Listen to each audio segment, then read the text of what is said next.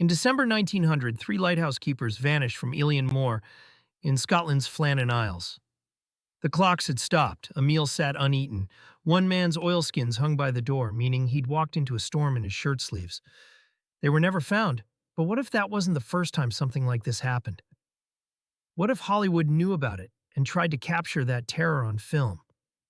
Between 1942 and 1947, a series of secret film production facilities were allegedly established inside decommissioned lighthouses along the California and Oregon coasts. These weren't registered with any studio. They appeared in no production logs. They were called the Maritime Horror Studios, and they were designed for one purpose: to create horror content so psychologically disturbing that it could never be shown in mainstream theaters. The concept emerged from Val Lewton's RKO Productions. Films like Cat People in 1942 proved that subtle atmospheric horror could be more terrifying than monsters. But some producers wanted to push further. They wanted isolation. They wanted real dread. So they converted abandoned lighthouses into sound stages where small crews would live for weeks, filming in complete secrecy. The first was Point Reyes Station Alpha, established in a decommissioned lighthouse north of San Francisco in 1943. A crew of 12 arrived by boat with vintage cameras and lighting equipment. They were shooting something called The Keeper's Descent, a film about a lighthouse keeper who slowly loses his mind. The production was scheduled for 6 weeks. After 3 weeks, the light in the tower began flashing erratically at night. Local fishermen reported it.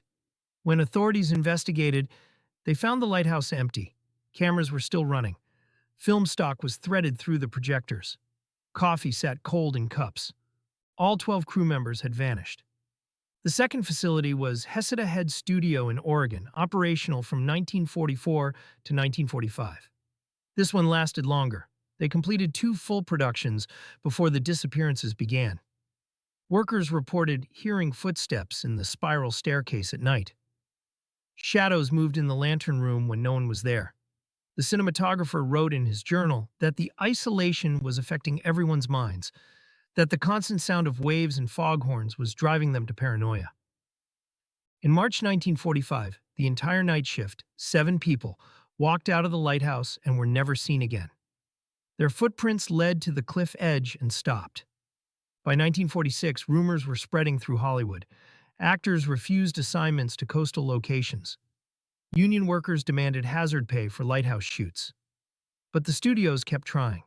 Battery Point in Northern California became the third facility. This time they installed communication equipment, safety protocols, regular check-ins. It didn't matter.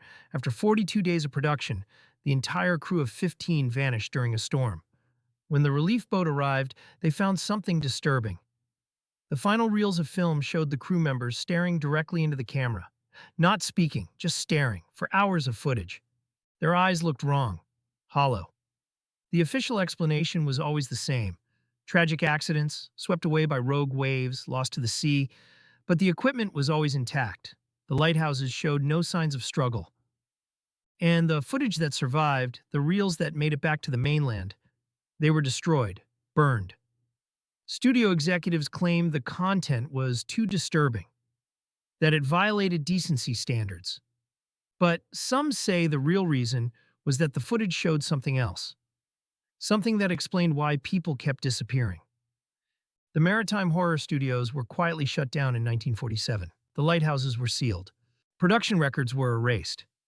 But lighthouse keepers who worked those locations in later years reported strange phenomena. Voices in the wind calling out names. The smell of developing chemicals in empty rooms. And sometimes on foggy nights, they'd see lights moving in the tower, as if someone was still filming up there, still trying to capture something that should never be seen. The Flannan Isles keepers disappeared in 1900. The Maritime Horror Studios lost over 40 people between 1943 and 1947. Different times, different places, but the same pattern: isolation, lighthouses, and people who walked into the darkness and never came back. Maybe some locations are cursed, or maybe some stories are so terrifying that trying to film them opens a door that should stay closed. Either way, if you ever see a decommissioned lighthouse with old film equipment inside, don't go in. And definitely don't press play.